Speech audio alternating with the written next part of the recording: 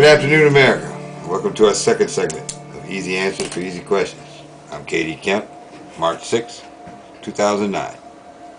In our last segment, we talked about the auto industry bailout and how stupid that idea was. And let's push forward and now go to the insurance company. One, for instance, AIG, another insurance gang. That's right, a gang. Let's talk about insurance. What is insurance? Insurance is a policy that you purchase in case something drastically goes wrong. Like your house burns down, you're in a car accident, somebody gets hurt in a car accident, then a policy kicks in and says you can get your house fixed, car fixed, and the individual worked on by a doctor. Clears you of any responsibility. Well, not exactly, but you know what I mean. Alright, that's cool. But let's think about that in depth. If nothing goes wrong, do you get your money back? Well, absolutely not. Well, it only seems to me as though that you should get your money back. But that's not how it works. So, what is insurance? To me, it's a gamble. It's a gamble that something goes wrong. And if you lose that gamble, then you're out of business. You want taxpayers' money to help you gamble? Don't see the logic. Not going to do it. Not going to happen. Sorry, you're SOL, insurance companies. There'll be other insurance companies that pop up. I mean, let's take one, for instance, Allstate, who seemed to run from the state of Louisiana after Katrina. How confident are you in them? I sure am not. What about you, America? Let's move on. Talk about the banks. Banks in the housing industry, all the same one. So let's see if I can incorporate the two together here. Banks making faulty investments. You know, the one thing that gets on my wrong nerve is when I hear on the news that Americans live beyond their means. Okay, we may from time to time. But we sure didn't buy a house that we could not afford. I'm a former United States Marine, a veteran of these United States. I had a house, had a good paying job working for the Chicago Housing Authority here in Chicago, making roughly around $45,000 to $5,000 a month. I was easily capable of handling my mortgage and then some. My mortgage was like $1,700 a month. When I lost my job, unemployment ran out, had no other recourse but to attempt to sell my house. Well, at that particular time, the industry started crashing. And I lost big time. Foreclosed on, and so on, and so on. Hey, material things come and go. You learn to adjust, adapt, and overcome.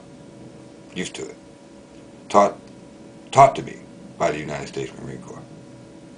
No big deal. Well, a big deal, but I've learned to do it. But now banks made faulty investments. And unfortunately, as I said, I get pissed off when I hear on the news that Americans invested in homes that they couldn't afford. Did we really? Or did banks invest in immigrants that aren't even legal citizens? Has that been talked about?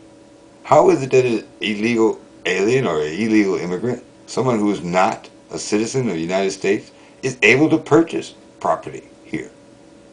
Where do they go if they up and run? Which is, I'm sure they have those capabilities. None of this makes sense. And to blame it on an actual citizen of the United States, this boils my blood.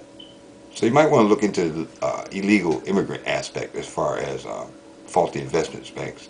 So as far as I'm concerned, you're not getting a nickel. And as a taxpayer, if we were to give you a bailout, what are you going to give me? What type of return on investment will we or will I get? Has that been discussed? I've heard the government talk about tax breaks here and tax breaks there, but that's not how it works. We don't ever get to see it. We get no itemized statement as to how our money has been functioned. So no, you're not getting a nickel. Banks. None whatsoever. Sorry, you're SOL. Join the rest of us at the bottom of the ladder.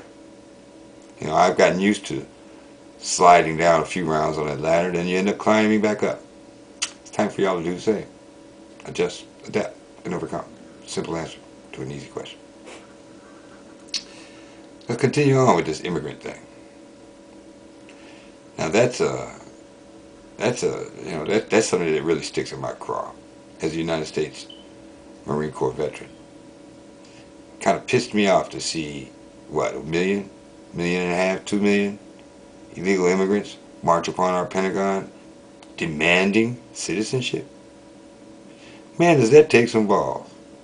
Wish I'd have been there. And had I thought of this all earlier, I'd have organized some stuff to where, well, here's my answer. Easy answer to an easy question. The same day, y'all decided, you legal immigrants decided to march on the United States government demanding citizenship. I would have had, again, was it 500,000, a million, 2 million, doesn't matter. I'd had all the necessary uniforms capable of providing to all y'all with boots and an airplane ready to go, headed to Iraq to take the places of our men and women over there currently fighting, currently dying to protect this country. Y'all had enough balls to walk on the Pentagon. You better have enough balls to get in the fight. But you're going to be in the Marine Corps, not the Army, not the Navy, not the Air Force. You're going to be in the Marine Corps, where they teach you how to get things done. Simple answer to a simple question. Just that simple. Send our men and women home. Send these illegals over there. They want their citizenship. Make them earn it. Get in the fight.